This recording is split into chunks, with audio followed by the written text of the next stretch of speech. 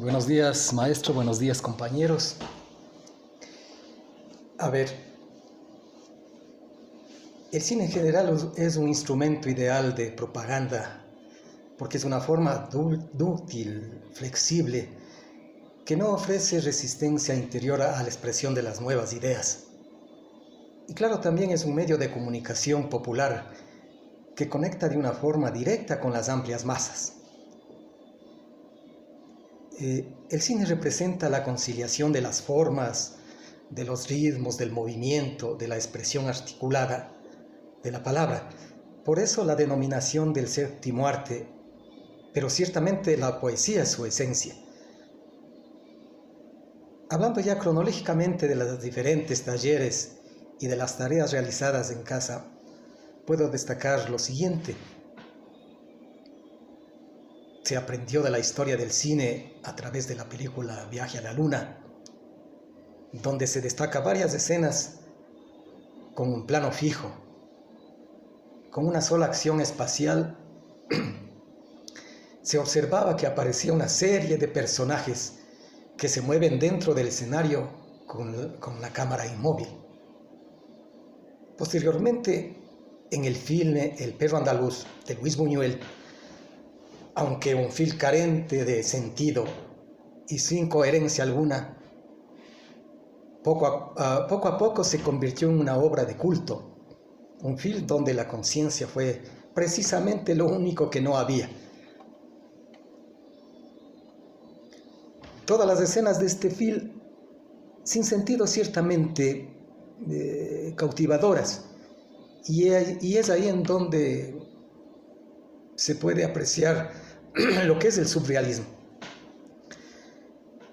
Pero ¿cómo encontrar un análisis o una explicación de este cortometraje El perro andaluz? Esta obra es simple y vivo reflejo del subconsciente del espectador.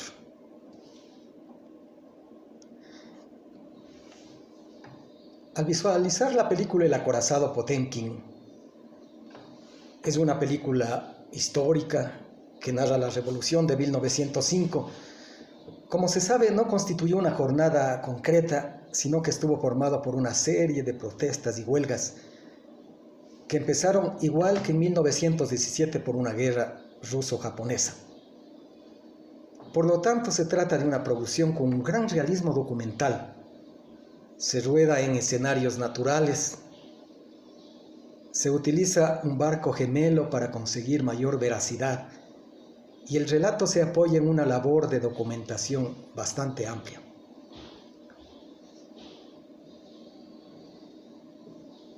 Pero mientras que en las dictaduras de corte clásico, España, Italia, por ejemplo, el cine se utilizaba como escape o evasión porque estaba en manos privadas, la URSS recurre al cine como un instrumento de concienciación social. El contenido de las películas debía ser consecuente con la realidad política del país. El objetivo principal es claramente político y ahí el referente histórico queda plenamente supeditado. ¿Qué decir del film Las luces de la ciudad? Durante la década del 20 surgen en Europa distintos movimientos de vanguardia a través de la experimentación y luego expresado en sus postulados teóricos. Luces de la ciudad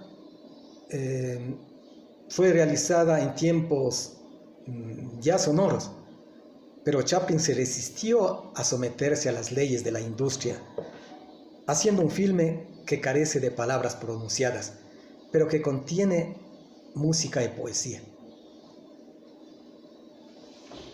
Hablando del Halcón Maltés, es un filme pionero de una clase de obras policíacas que nutrieron la rica historia de Hollywood. Instauró tiempos, estilos y temáticas que hoy en día vemos calcadas.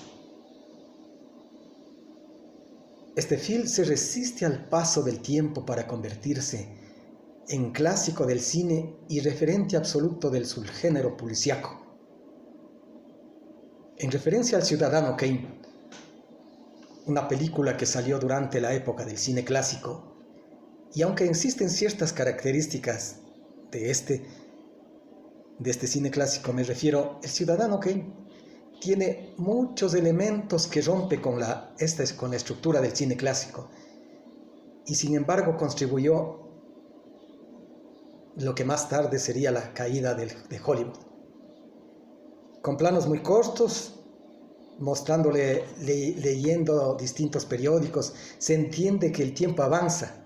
Por eso se puede decir que el relato es fragmentado y el espectador tiene que armar la historia, obligándolo a ser activo y no pasivo, como estaban construidas las películas del cine clásico. En algunas escenas la cámara es picada, por así decirlo, como las escenas donde se muestra a Kane cuando era niño. Esas posiciones de la cámara rompen con el cine clásico, porque no se ve la acción de la película a la altura de los ojos, sino en alturas distintas.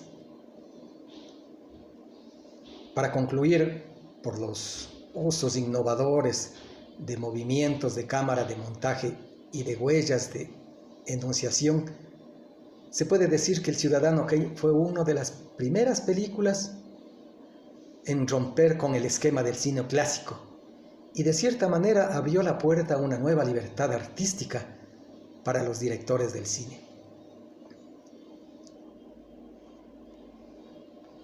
En el film Soy Cuba, coincidente con el 50 aniversario de la Revolución Cubana de 1959, con el triunfo de la Revolución Cubana, las relaciones entre la isla y la Unión Soviética estaban en su apogeo y el cine cubano recibe un franco apoyo de los cineastas progresistas del mundo entero.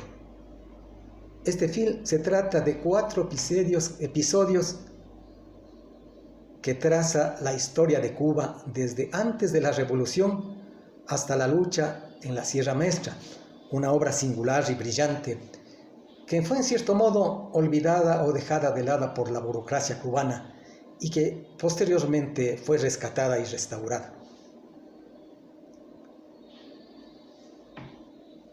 En el film Ladrón de Bicicleta, este film goza de un reparto que resultó ser magnífico, con la veracidad y naturalidad plenamente convincente y con la capacidad de transmitir el drama,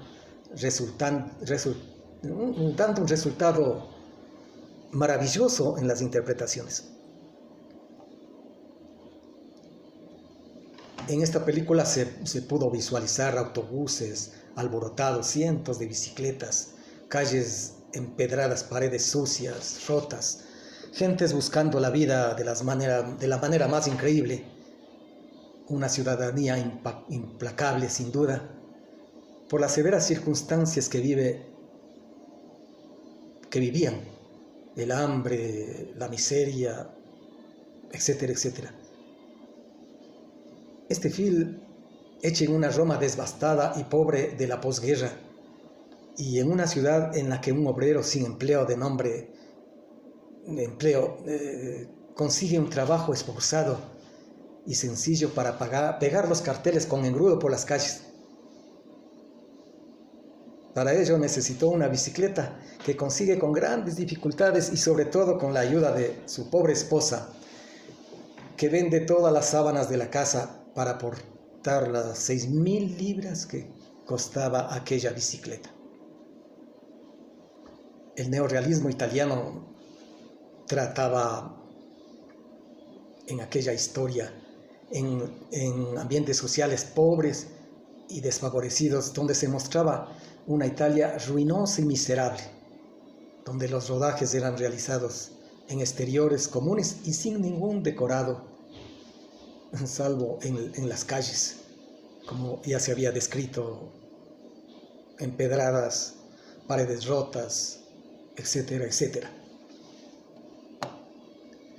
Ahora, hablando de nuestra primera película ecuatoriana, me refiero, Dos para el Camino, una película realizada en 1981, dirigida por Jaime Cuesta y Alfonso Naranjo, considerada la primera comedia ecuatoriana llevada a la pantalla grande y una de las primeras realizaciones íntegramente hecha con capitales técnicos y actores ecuatorianos. Este film intentó cambiar la forma de la narrativa cinematográfica, que por aquellos tiempos se hacía escasa en el Ecuador, para emprender el mismo camino de la época del oro del cine latino, creando una historia envolvente que lleva al espectador a visitar algunas ciudades, tanto de la urbe como del sector rural, como Quito, Tabalo, Cuenca, Manta, Guayaquil, etc.